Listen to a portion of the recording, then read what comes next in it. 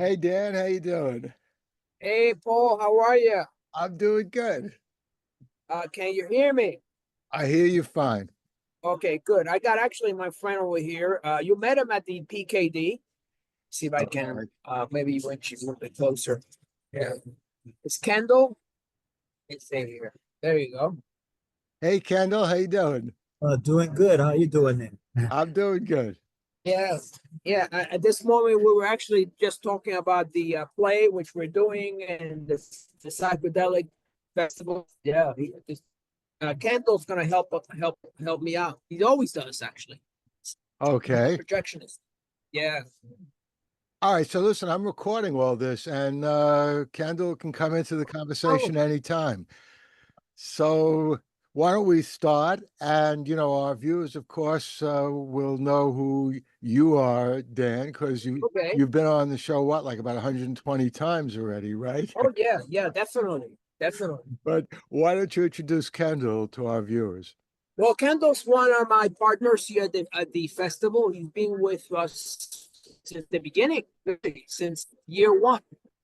He normally at the psychedelic festival, he normally runs uh, the projection, the computer, making sure everything runs smoothly. And he's also helping me with the play, which we're doing, which has to do with vets and PTSD. And so we're hoping to reach out to some. Kendall himself is a vet. So we're hoping to reach out to some people in the future who are interested because this is a free play that we'll be having at the Psychedelic Festival. Great. What's the name of the play? Is Timothy X's journey from PTSD to wellness. Okay. So And the backstory is that this is a reenactment because I've actually, as I mentioned in other interviews I have with you, I do I work with some vets and I work with people with trauma. And this is a basic reenactment with a little bit of a little bit more dramatic for for the audience. But what makes this play also unusual is an immersive experience. So Kendall will be handling the sound design and video clips, which will be showing during the play itself. So it's not oh, just talking heads; it's a whole immersive experience. right.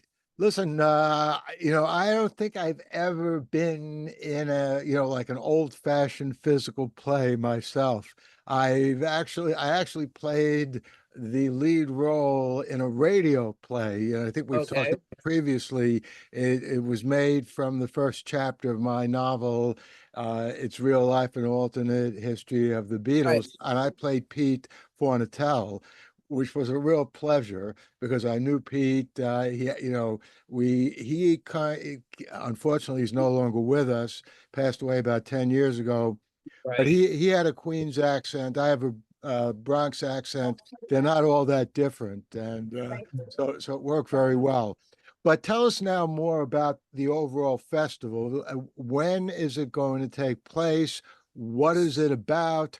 How many times have you done a festival like this? Because you are someone who does as many festivals as I practically teach classes at Fordham University. I mean, you seem to be doing like 5 or 6 festivals a year now, right? Right. We do actually we do three, right? Yeah, yeah. Yeah, we do three. So the little backstory on the festival, we first started with the PKD back in 2012. And then PKD is a Philip K. Dick Film Festival in honor of the writer Philip K. Dick. And so we done of those festivals we've done in New York and LA and in Germany, in France, and Poland. It's fairly international, but we also back in 2017 we realized that we needed our own New York Sci-Fi Festival because while we were going around the world, we said, well, what about New York people? So we started the New York Sci-Fi Film Festival. Now, and it's what, in 7th year or something, right? Yeah. Something like that.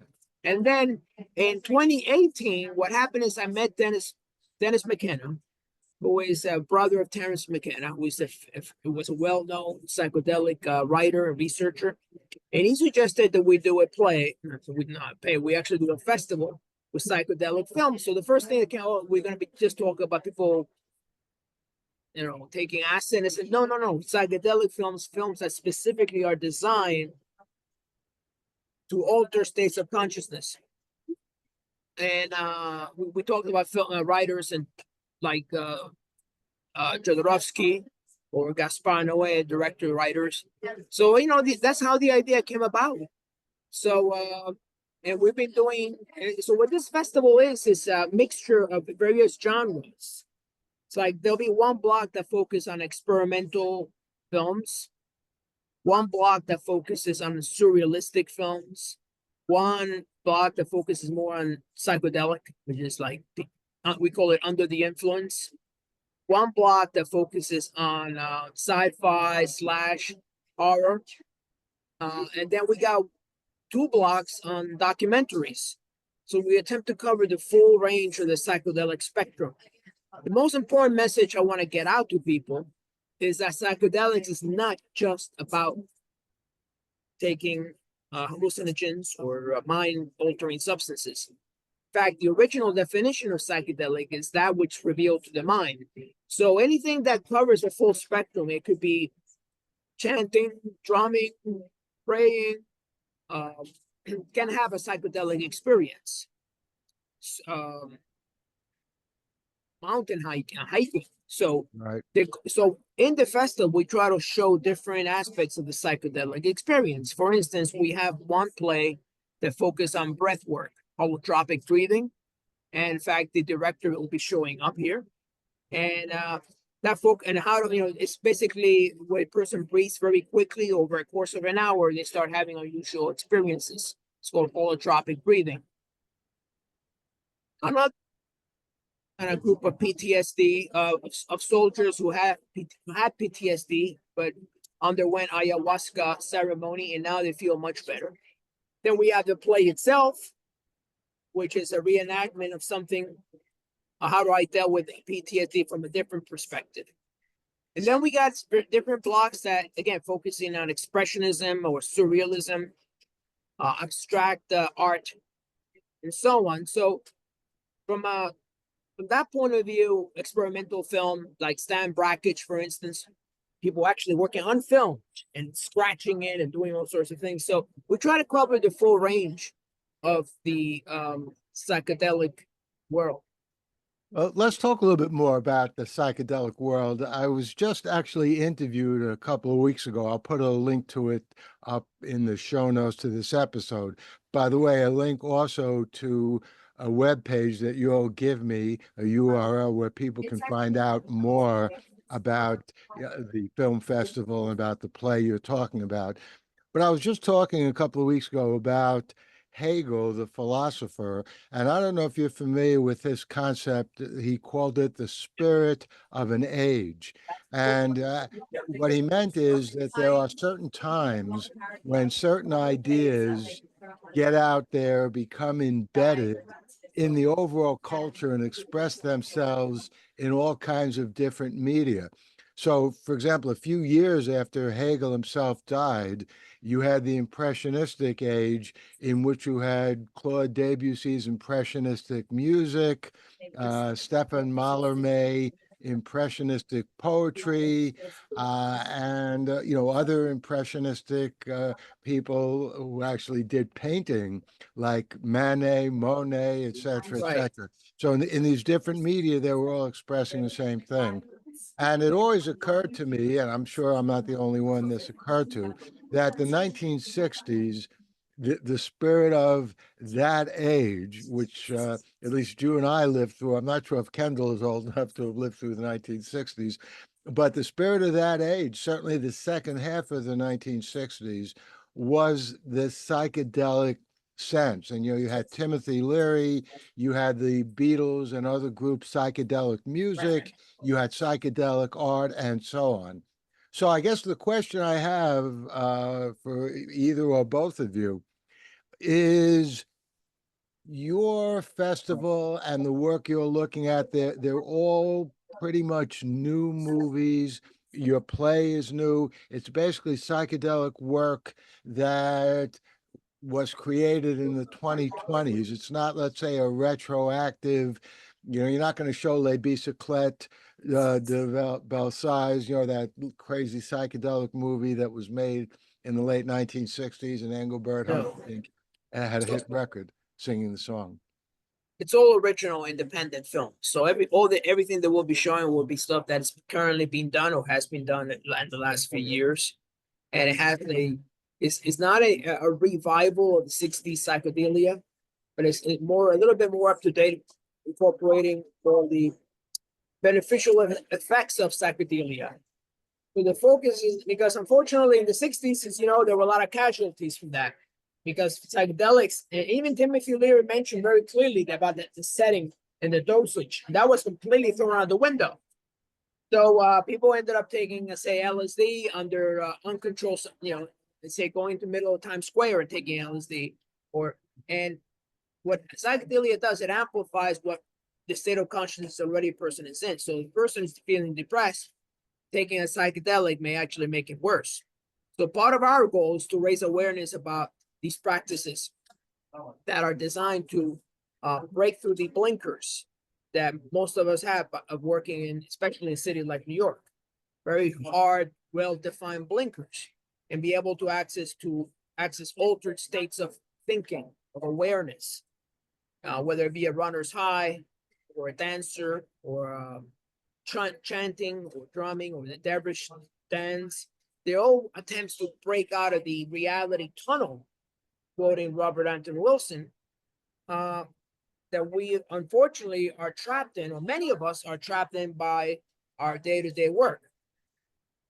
And it's essential, especially now when there is so much focus on technology, everything from the apps we use to the computers and so on. And although that may be very useful, the downside can also be that there is too much left brain work, way too much left. And with the psychedelics, especially someone under psychedelic influence, whether it be meditation, hypnosis, holotropic breathing, well, you see that the right brain lights up like a Christmas tree, and the left brain kind of goes into sleep. So what we're seeing is a real shift, a neurological shift in left brain activity. So more than ever, we know that these things are good. For instance, for many years, people used to question the beneficial effects of meditation. They said, well, meditation kind of calms you down. But now the latest research suggests that you meditate for 3 weeks, for 15 minutes, there'll be a shift in the size of the amygdala in your brain, which is the size associated with the flight and fight response. 3 weeks. So that we actually changing our own brain when you meditate. So for the better.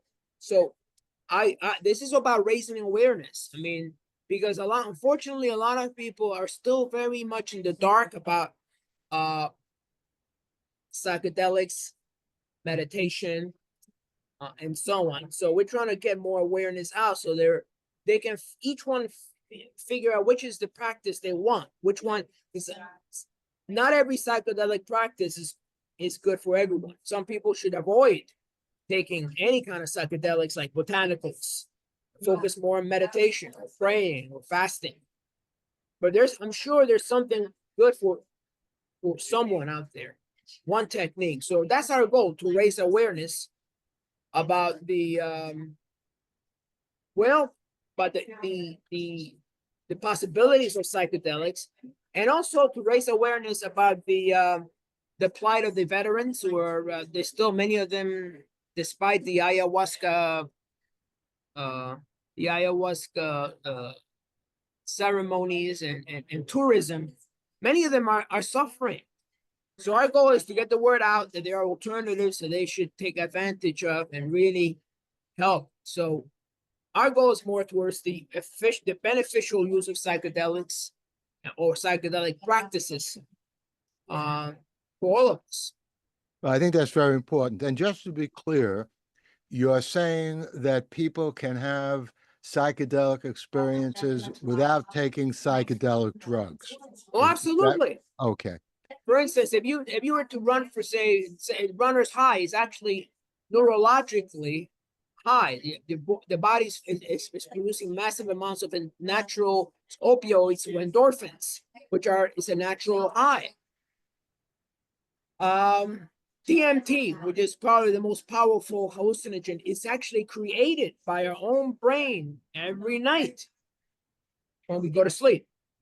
So the fact that psychedelics impact us that means the brain already is doing these substances, creating these substances at a much smaller scale.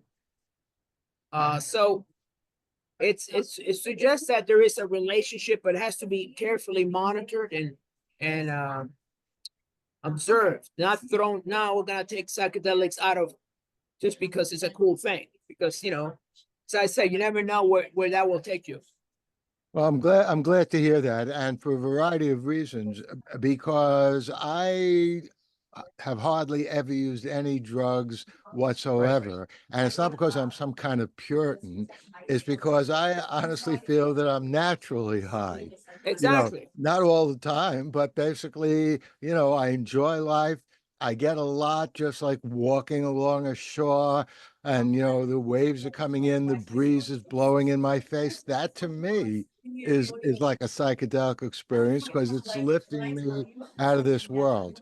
And so I think it's very good that you are focusing on that aspect of it, because as you're saying, to some extent, psychedelics has been incorrectly equated with LSD, whatever that drug might be. Right, and the bad things that came about it. And it is your psychedelics is like you're giving a revolver to a 5-year-old, and if you don't tell them how to, and there's some people just should not be using psychedelics, period. But psychedelic practices, I think whether it be meditation or yoga or breathing, I think they're all good. They're all good. They're good. Someone once said that if you take a botanical, it's like if you go up a mountain, taking a botanical is like taking an elevator to the summit. Whereas if you're doing breathing or meditation or Buddhist practice, it's like you're actually walking up the mountain. It's a big difference.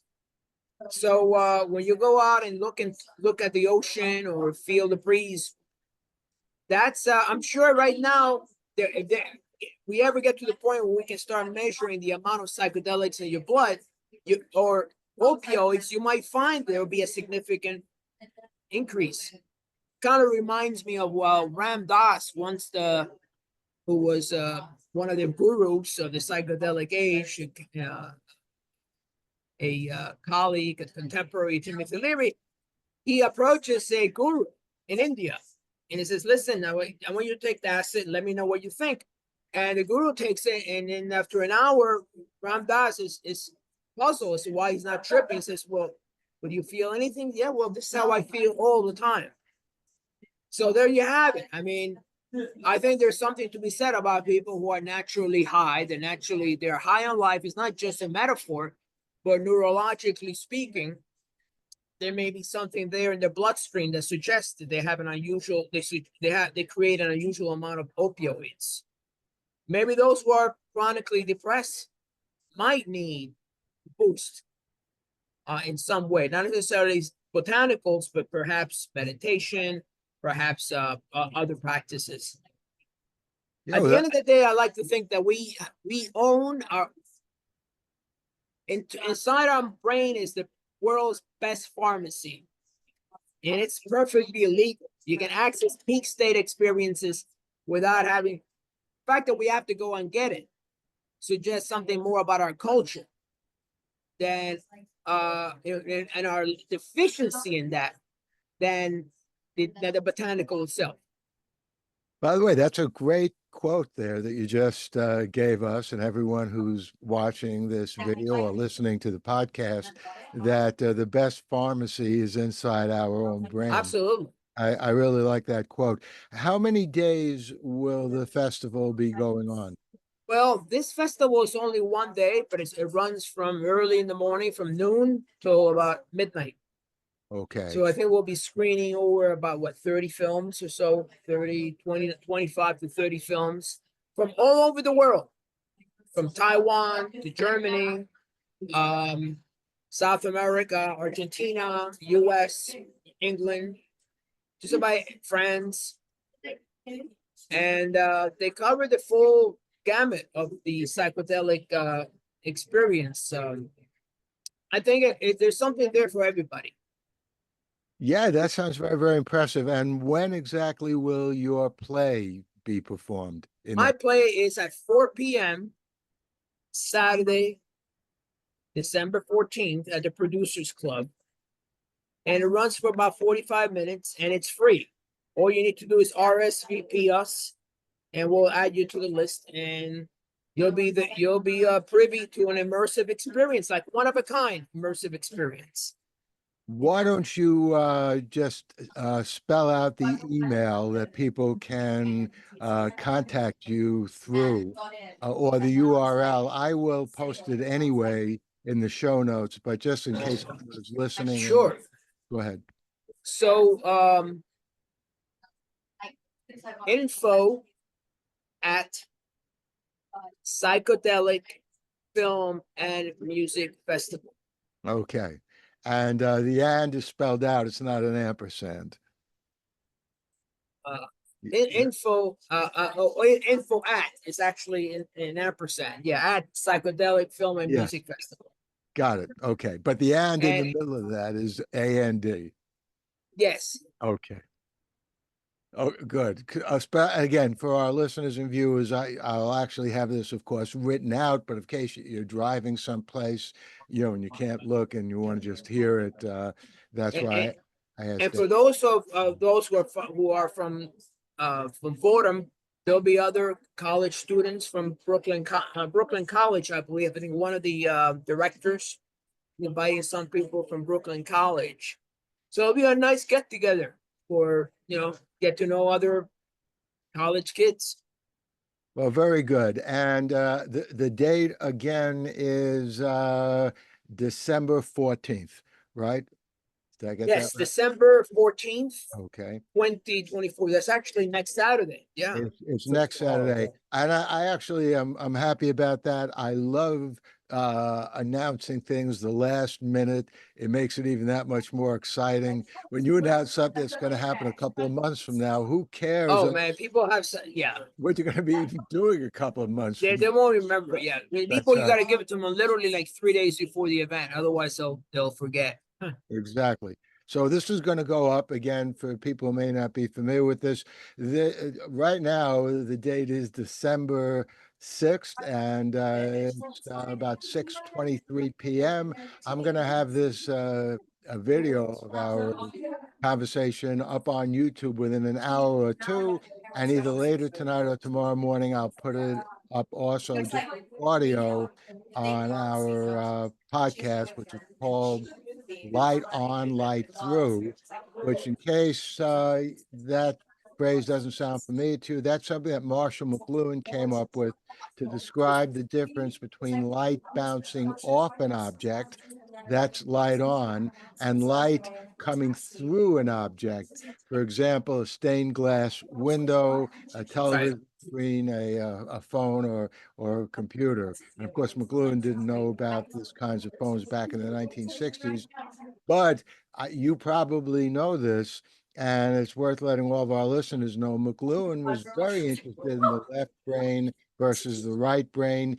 He used to go around when he gave his lectures. He had this great chart, and I'd love to know what happened to the original of the chart. I mean, I've seen many photographs of it, and I've seen it in the flesh, although the chart wasn't made out of flesh. I've seen it in person, and it was basically, a chart in which one half of it showed what the left brain was doing, the other half showed what the right brain was doing. And on that note, and circling back to what we started with, Paul, is that there was a scientist slash poet named Goethe. I'm sure some people have heard of him. And he actually, his way of seeing the world, of presencing the world, was more right brain.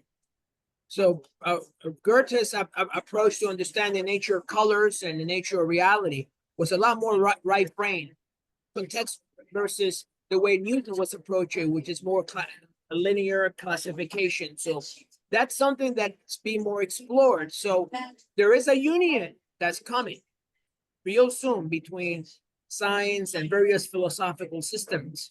And we'll be basically talking about the same thing, but because of the language barrier and the words themselves, now that's being erased thanks to a lot of writers who are promoting this. So it's we're closer to there than a lot of people think. Absolutely. Kendall, would you like to share any thoughts about the play that you're going to be a part of and, this overall festival to our viewers and listeners? Oh, well, gee. Well, just looking forward to it, to see how it pans out through the performances of the participants in the play, and then, my role in helping out with the cueing of certain elements in the play. And that's pretty much, it.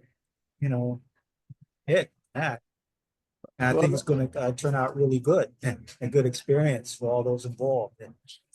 It sounds really good. Is this the first play you've ever worked on, or do you tend to write and do work in plays? Well, I wrote screenplays, little projects that I would like to see produced them myself in the format of animations. I do a little bit of that. So when you write a screenplay, do you prefer basically writing the whole story yourself from scratch, or do you prefer finding someone else's written story and you create a play out of that story? Pretty much my own story. Write my own story notes and then just kick out a screenplay based on that, all from scratch, and pretty much. So you and Dan collaborated on this screenplay. You both not a screenplay, this play. You both wrote it together. Well, in the written aspects of the play that's going to be at the festival, that's pretty much Dan did the writing on that. Okay. So this is the second time that we do the play. The first was in 2018.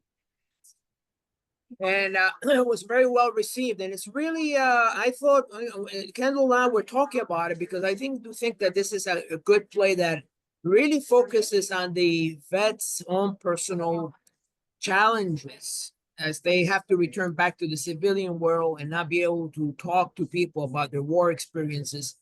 And I think it's one of a kind. I mean, honestly, a lot of plays out there deal with PTSD do more in the background, but this is a reenactment of a session, a successful intervention that involves metaphors like the theater of the mind, how a lot of Marshall McLuhan's idea of the image, the internal images that we process and how these processes are represented in films. In the same way, we're running films inside our heads that sometimes there is no off switch. Like you have a song that you listen to, right? And it goes on forever. You hate it, and the more you try, well, a lot of these vets they report the same thing. They're running. The war is over, but it hasn't ended in their mind. They're still running those films. So this key is how do you get to go inside the mind of the vet, or help him go inside, and he can build as an off switch so those films don't run anymore. Well, go ahead. And that's the key with the play. So it really, it's not just about, it incorporates a lot of elements which haven't been, I kind of explored in the book, The Theater of the Mind. Mm-hmm. In fact, the play is in the back of The Theater of the Mind. It's the last 20 or so pages. But it incorporates, and I really feel really happy about the way, and it also has to do with our humanity, being able to preserve our humanity. Because a lot of vets, when they see their brothers die, there's survivor's guilt. Why did they die and I didn't die, right? So that play deals with that. I think it's Kendall he helped me on year one, 2018. So we're gonna do it again. Yeah. Well, I think you're doing some very important work. You know, death obviously is something that all human beings experience around them, but unless you're in combat, you're usually somewhat prepared for it because you know your parents, your grandparents get older or whatever. But being in combat, which I haven't been, but I can understand, that must be something that puts a tremendous pressure on the human mind, because to see that death right around you and it's among people you love to know and you've depended upon them, you know, to save your life, that must be an excruciating experience. Well, in fact, in combat, I mean, a lot of tribal cultures, they welcome the warriors because they know that the warriors have seen an aspect of reality that we've never seen in the civilian world. So it's a kind of enlightenment. See, if you think of enlightenment simply of meditating no, enlightenment comes from going to the very edge of reality, where any moment could be the last. And that's enlightenment. I mean, being able to deal with it, not just react to it. But so this takes this whole spin on. I had some bad friends who were Marines, and they say, yeah, I would go back to Afghanistan in a minute because the kind of brotherhood and solidarity you won't find, or it's very hard to find in the civilian world. Yeah, well, that's extremely, you know, crucial, and it's also, unfortunately, not enough attention Yeah. uh, is paid to it. By the way, I hope that you will be video recording or have somebody. Oh, absolutely. We'll be we'll have someone. In fact, we got to get someone to videotape the play itself. Yeah, because and what I'll do once you have a video of it and it's posted somewhere, I will, and again for our viewers and listeners, I always update the show notes to everything that I post, all of these interviews, because people are doing other things in their lives that might be relevant to what we're talking about now. So obviously, what could be more relevant than your play, what you're telling us about? Exactly. As soon as that's up, I will insert it into the show notes for this video. By the way, there's a show that I've been watching. I'm trying to think about where it is. Um, it's a show, it's a TV series about a combat team in which the leader of the team is a woman. And I'll probably think about the name of it after we finish the interview, but it deals with a lot of these issues. How does she relate to her family? You know, she has an important mission that she's the only one who can go on this mission. Her husband doesn't want her to go on it. They have two kids, and you know, I'd highly recommend it. And again, I'll put in the show notes the name of that show on what network it's on. I think it's on.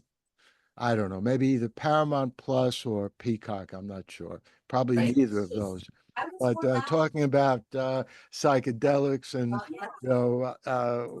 you know, my memory is you know, pretty good, but the older you get, it's almost like your memory becomes more like a piece of Swiss cheese than than a complete memory. You wind up forgetting little things here and there. But I think rather than take any drugs to help that, I'll just take a nice walk along a seashore and breathe in Yeah, the that's sun. what it does it for you. That's the important thing. Yeah, absolutely. Okay, so listen, it was great talking to the both of you, and best luck with the festival. Again, as our viewers and listeners know, I've been talking to Dan about his festivals for at least, what, about 7 or 8 or 9 or 10 years. I think Dan has the dubious distinction of being the most interviewed person on my podcast and on the video versions of the podcast. And And so far, it hasn't put Dan out of business. So I guess that's No, we really enjoy speaking with you, Paul, and I really appreciate you supporting us and really being there and definitely being. Don't be a stranger. Drop in one of these I know that we saw you last year at our PKD festival, but doors are open anytime you want to come in. Just check us out. Check out our other festivals. Let us know. I will. Oh, and by the way, I just remembered, speaking of Swiss cheese, the name of that TV series, it's Lioness is the name of the series. What's the Like name? Lioness, Lioness. Yeah. Okay. And I highly recommend it because it deals with some of these issues. There's not only combat in the series, there's a lot of soul searching and people. Is that on Netflix or is that on That I'm not mainstream sure. It's Apple TV? Or is that where it's neither on Netflix nor Prime Video. It's on one of the my others. video? Okay. I don't think it's on Apple TV either. I'll definitely keep an eye for it. Yeah, you might enjoy it. So listen, it was great talking to you again, Dan. Good meeting you, Kendall. Best luck with all this, and we'll see each other again soon. Fantastic. You have a good evening, Paul. Speak to you soon. Bye bye. Take care. Bye bye.